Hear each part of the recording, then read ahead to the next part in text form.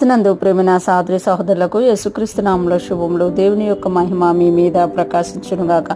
ఈరోజు దేవుడు మనకిచ్చిన మాట లూకాసు వార్త 14వ అధ్యాయము 26వ వచనం. ఎవడైనను నా యొద్దకు వచ్చి తన తండ్రిని, తల్లిని, భార్యను, పిల్లలను, అన్నదమ్ములను, అక్క చెల్లెలను తన ప్రాణంతో సహా ద్వేషింపకుంటే వాడు నా శిష్యుడు కానేరడు. ఈ మాటలు మనం లూకాసు వార్తలో చూస్తున్నాము. యేసు ప్రభువారు తనతో వస్తున్న శిష్యులతో చెప్తున్నట్టుగా మనం చూడగలం.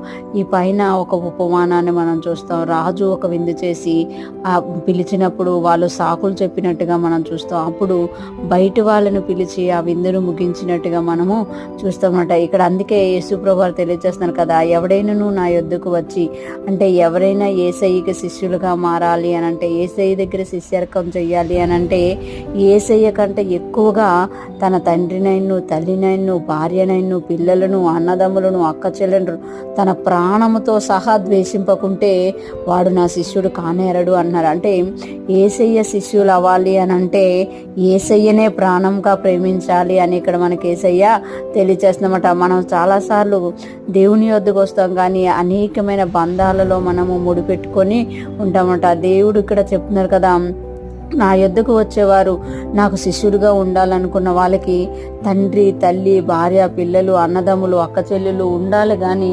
వారందరికీ అంటే కూడా వారి ప్రాణము కంటే కూడా నన్నే ఎక్కువ ప్రేమించాలి. ఎందుకు అని అంటే, ఎవరిని ప్రేమించినా కూడా యేసుప్రభువుని మనం కొన్నిసార్లు తక్కువ చేసేస్తాం. అందుకే యేసయ్యకి శిష్యుడు అవ్వాలి అని అంటే మనము మన ప్రాణముతో ఆయన ప్రేమించాలి అని ఇక్కడ తెలియజేస్తున్నారు. ఆయన మనల్ని ప్రాణముతో ప్రేమించమని అడగడంలో ఆయనకి న్యాయం ఉంది. ఎందుకంటే ఆయన మనకెవరకు ప్రాణం ఇచ్చారు. మనం అడగక ముందే ఆయన తన ప్రాణం ఇచ్చి మనల్ని కొనుక్కున్నమాట. తన రక్తము చేత మనల్ని కొనుక్కున్నారు.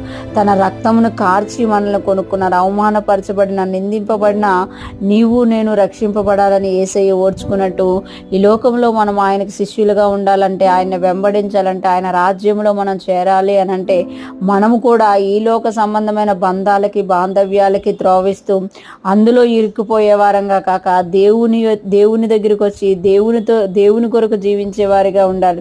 పౌలు గారు అంటారు కదా తిమోతి పత్రికలో, ఈ జీవన వ్యాపారాలలో చిక్కుకునే వారిగా మనం ఉండకూడదు. మంచి సైనికుడు ఎవడు కూడా ఈ జీవన వ్యాపారాల్లో చిక్కుకోడు అనమాట. ఎందుకనంటే సైనికుడికి ఒక డ్యూటీ ఉంటుంది, అదే చేస్తాడనమాట. అందుకే వాళ్ళు భార్యకి, పిల్లలకి, తల్లిదండ్రులకి, సొంత భూమికి కూడా దూరంగా ఉండి దేశం యొక్క రక్షణ కొరకు వాళ్ళు ప్రయాసపడతారు. ఈరోజు ఫ్రెష్ మనం వింటున్న ప్రతి ఒక్కరూ జ్ఞాపకం చేసుకోవాలి, మనం యేసయ్యకి శిష్యులుగా ఉండాలనుకుంటున్నామా?